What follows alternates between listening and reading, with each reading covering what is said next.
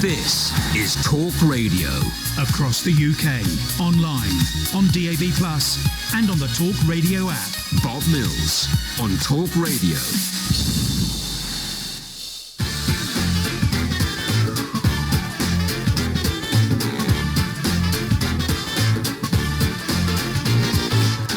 Well, hi, welcome back. This is Bob Mills. This is Talk Radio.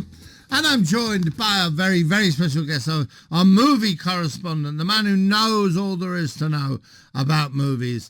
It's Van Connor. Hello, Van. Hello, Bob. How are you, good sir? It's been an age. All right, and if you know more than anyone else about movies, answer me this. Which British boxer has appeared in more films than anyone else? Sports is not really my remit, to be fair. No? No, not a Scooby. Bombardier Billy Wells. That was right on the tip of my tongue. He's the man who bangs the gong on that film. Who is it that bang a gong? At the beginning of the films. Which film? Oh, you mean Rank? On Rank, yeah. Yeah. He's the man who bangs the gong on the Rank film. Now then, what are you wearing? What about? Oh, you mean this very choice Mario T-shirt right here? Ah. You know I express myself solely through the love of T-shirts. I think you do. Okay, well, let's start with Mario then. An animated film comes out. Okay, listen. They do it, certainly in Pointless, they will allow it. But is it... I'm always worried about, there's a new film out with Chris Pratt and Jack Black, Seth Rogen, Fred Armisen. Yeah, but they're not in it, are they? This is the weird thing. Okay, so the news is obviously this week we've had the casting and a release date finally come out for the long-awaited, return of the Mario Brothers to cinema screens. And this will be for the first time since 1993. Was one of Nintendo's only sort of two attempts at doing movies. They had a stab at doing a live-action thing with Fred Savage in about like 87, 88. It was called The Wizard, and then they tried actually making a Mario Brothers movie with Dennis Hopper and Bob Hoskins and John Leguizamo, and it went so spectacularly wrong. Like, it is abysmal. I'm convinced to this day that my father still hasn't forgiven me for making him take me to the pictures to see it. It was that bad. Anyway, so they've now decided, decades later, the time is finally right. Conveniently, after Sega have gone and, made like $1 billion on Sonic the Hedgehog, to have another stab at Mario. This time we're going animated. It's going to be made by Illumination, who made the Despicable Me movies most famously. And of course, now we've got a release date. It's going to be December 2022, so next Christmas. And the voice cast is going to be Chris Pratt as Mario, which is a can of worms that if you even start to peel back that lid, oh my God, it explodes in your face, but we'll get to that. You've got Charlie Day from It's Always Sunny in Philadelphia and the Horrible Bosses movies. He's Luigi. Anya Taylor-Joy as Princess Peach, because Anya Taylor-Joy is clearly a commodity that all children will immediately recognize. She has a very distinctive voice, obviously. You've got Seth Rogen as Donkey Kong, Fred Armisen as Cranky Kong, and Jack Black as Bowser. And then you've got Keegan-Michael Key as Toad, as, little mushroom dude. Sadly, no casting yet for whoever the big bullet's going to be. Like, I'm waiting to hear, like, they get Dwayne Johnson for the big bullet or something like that. But the whole thing is that this has set a tone for fans. It's, infuriated them as well because of the Chris Pratt thing, but it's set a tone for fans where it has said, that Mario Brothers movie that you've been waiting for, you're basically getting Angry Birds. That's what's happened, and it's not gone down well. All right, now listen, stop saying that Chris Pratt thing. What is the Chris Pratt thing? Well, the Chris Pratt thing, this has been building for a while. You know about the Chris Pratt, the church, the gay, the anti-gay... No, I don't know. Oh, this is the whole thing. Chris Pratt's a really religious guy. He's really into his church, which happens to, endorse some, let's say, let's just call it what they are, abhorrent practices. Sort of like the Westboro Baptist Chapel, those kind of... Maybe not quite that extreme. Not you know what I mean? that The extreme, acceptable, but, the okay. acceptable button-down Gap jean-wearing face of. You know what I mean? Put it this way: go on Chris Pratt's Twitter feed and look at who he follows, and there are people like Ben Shapiro on there. It says an awful lot. You know what I mean? This is a guy that's going to be voicing Mario. Now, Mario is the face of Nintendo. Nintendo, as far as video games go, is the de facto face of inclusion and welcoming the trans community and LGBTQ. They are the guys. They're the bright, colourful. We welcome you. We have no bias here. Come, everybody is welcome. And the guy voicing the face of it is really we're going with the acceptable face of the church. Okay, this is about on par with Tom Cruise. But again, there's then the further issue of, does this not fly in the face of poor Charles Martinet, the poor guy who for 25 years has been the voice we associate with Mario? Like, what about that poor guy? Like, what are we saying about how Hollywood regards the voiceover? Yeah, I mean, this industry? has been all my thing. Most of these characters have voices in some capacity somewhere. And, you see, apart from, I mean, Toy Story, okay, with Woody and the other one, the Buzz.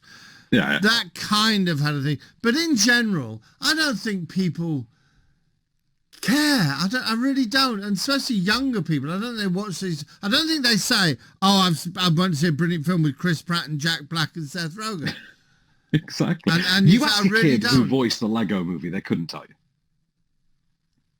A kid's not going to be able to tell you who these people are. No. They're there for the parents. And the problem is, if you're going to be making a Mario movie and you're casting for the parents, why deliberately infuriate them? Because, if you're a parent, if you're of parent age, odds are, you've been gaming as far back as the N64. And that's exactly it. The N64 is sort of the starting point as to how we know. Because I think it's Mario 64 is the game where we start to hear. It's the famous line, "It's a me, a Mario," whatever it is.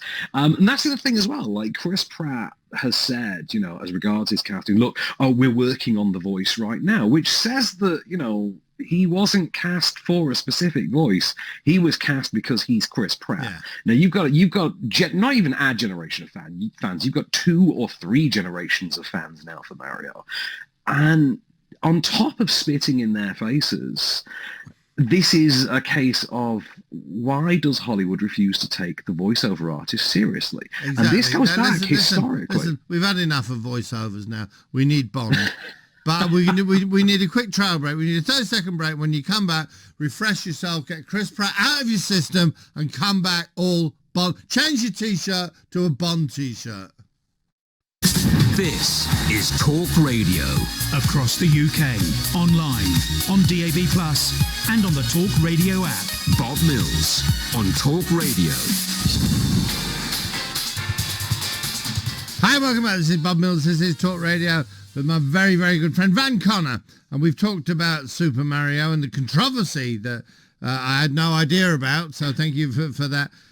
James Bond, it's finally No Time to Die. It's finally it's got a final cinema release, and we're going to be watching it when? Well, we're going to be watching it come Thursday. I think it's finally time to die. I mean, we've been waiting for this for years now. I mean, it's 6 years since the last actual film, which I think is a record we only ever reached once between Dalton and Brosnan in the late 80s and early 90s. So our longest-serving Bond comes back. He's going to be in cinemas from Thursday, and you'll be able to see him for one very last time before he retires from the role, and we get whoever the next guy's going to be. Is it going to be the Bridgerton guy? Is it going to be the bodyguard guy? Is it?